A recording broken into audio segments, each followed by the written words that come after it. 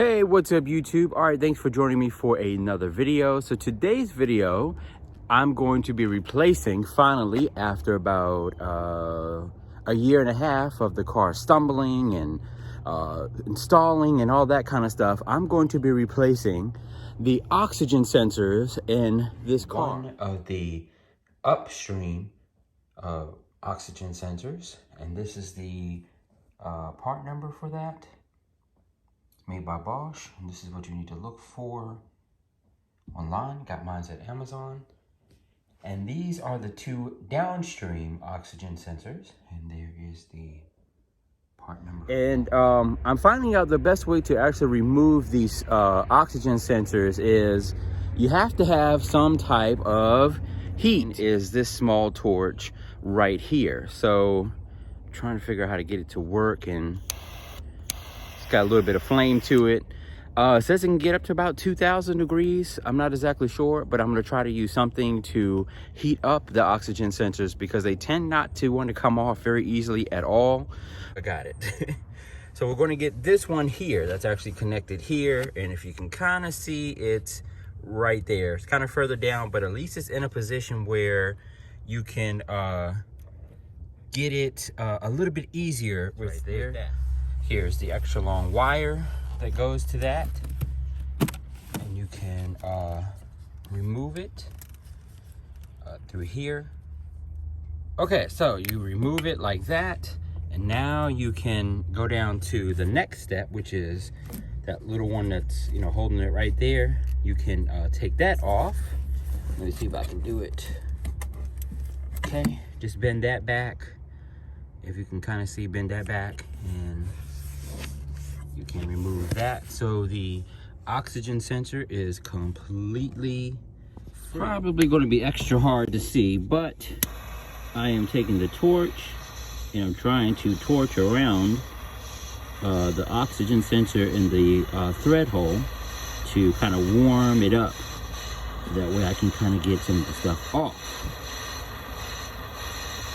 Sorry, it's out of focus with the camera. Just won't do that.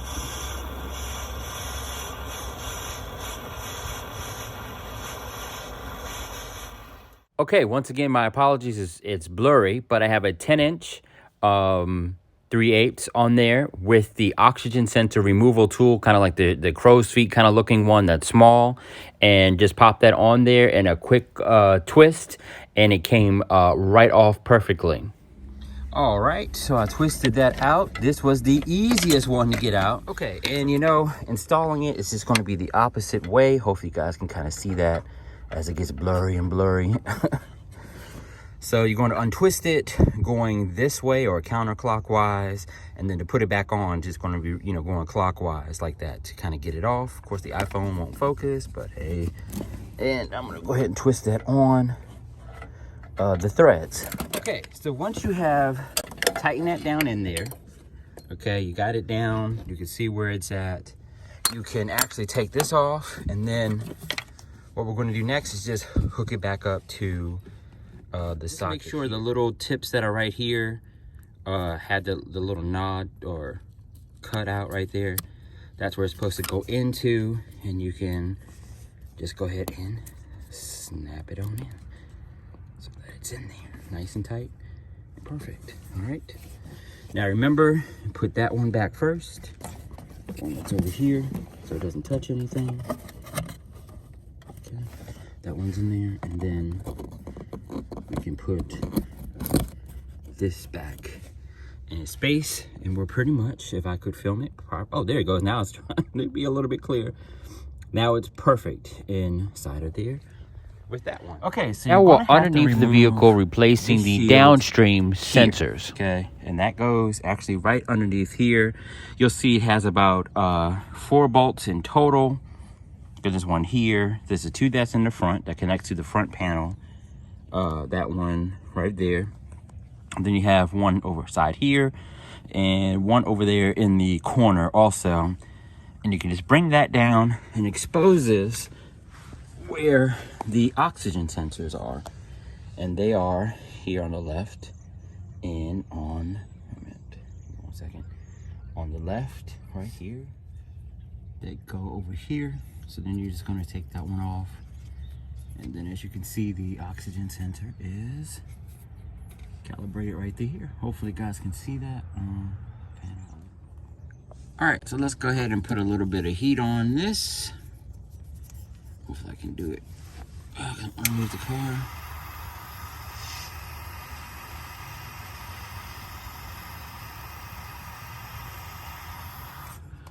Hopefully you guys can kind of see that. All right. Probably do just a couple more seconds and go around it. But let's see what we gotta do.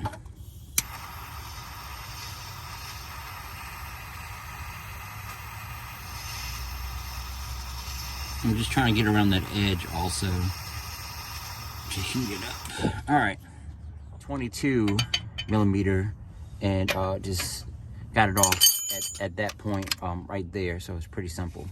And all you got to do is just finish twisting it off. Like that. And you are, let me see, wait a minute. Yep. Okay, after spinning in the brand new one, you can actually take your 22 and just get on here and tighten it up to the rest, because it's a crush washer that's actually right here, and you can kind of just get on that and tighten it on down.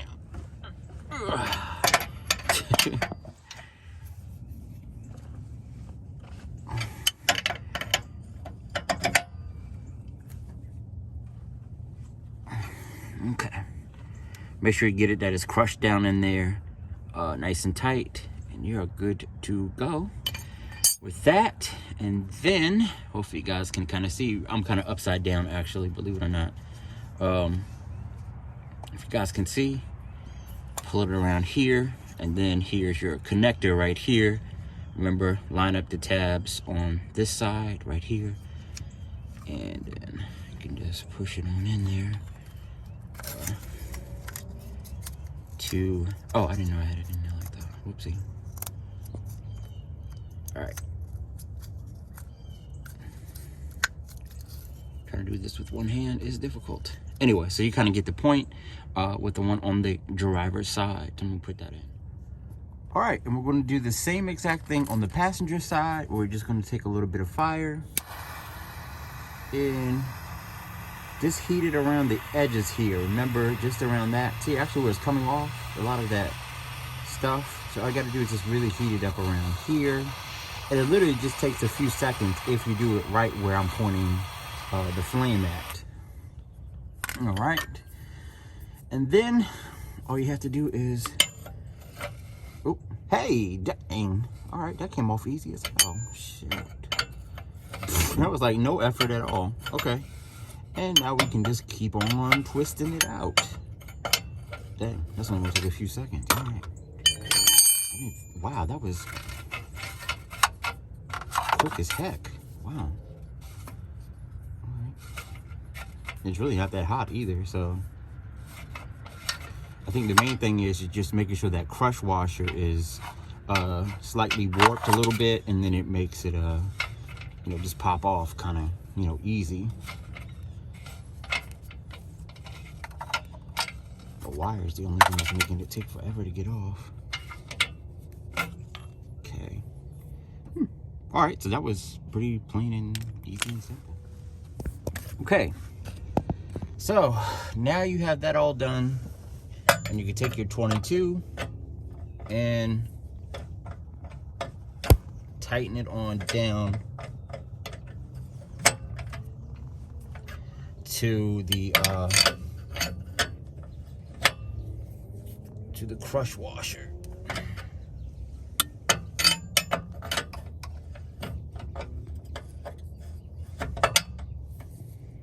Crushes on that. Make sure that's not spinning in the wrong place. All right, go back in. Do it again. Okay. That's nice and tight. And then now, you know how to, you know, rehook it up here. Bend that back a little bit. Push that over, bring it around, and then you can hook up the connectors. I have some oil leak now. I know where that is, but it's not the oil pan. It's from the ABC pump again. All right, so then find a way to hook that back up correctly. And I'm gonna have to do it with both hands. So, all right, there you go. And then we're gonna hook that back up and push it in there, and then everything will be good. Anyway, so that's pretty much gonna wrap up the video. I'm sorry it's a little bit blurry in places because the iPhone won't, with the latest, what is it, 14 or 15.2.5, whatever it is, it won't really kind of line up right. But you can kind of get the gist if you're replacing the ones on the front.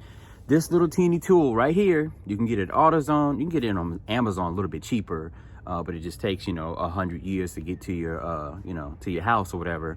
But if you can get one of these, because the flame is so precise, you can actually get right where you need around the washer part, because, you know, it's inside of the exhaust hole right there, and you just need to like take the fire and just get along the sides there. You can bend this crush washer, which on this one, as you can see, is pretty rusted out. But with this fire, I think they say these get up to about 2,000 degrees, you know, the closer you get to it. But I like how the flame is, which you probably wouldn't be able to see in a million years, but the flame is like thin, and it gets right where you need it to be. Now with prep time, you know, you see the cars on some cinder blocks and stuff like that. That took me about 5 minutes to do.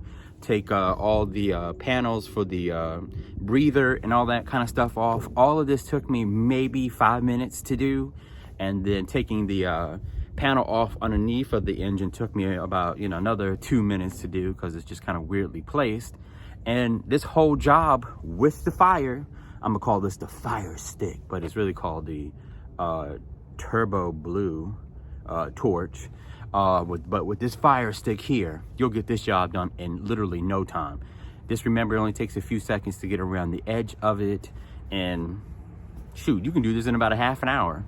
And this can go for any car, actually. Also, any car out there that you need your oxygen sensor taken off, don't kill yourself by trying to, you know, move it off and getting all this penetrating oil and all that kind of stuff. You're not gonna be able to bend the metal or the aluminum on here without, you know, this baby right here, or some type of torch that you have, just to bend that crush washer, which creates like a slight bond to the metal, but fire will do it. So thanks for joining me for this video, and I'll check you guys out, or you will check me out in the next one.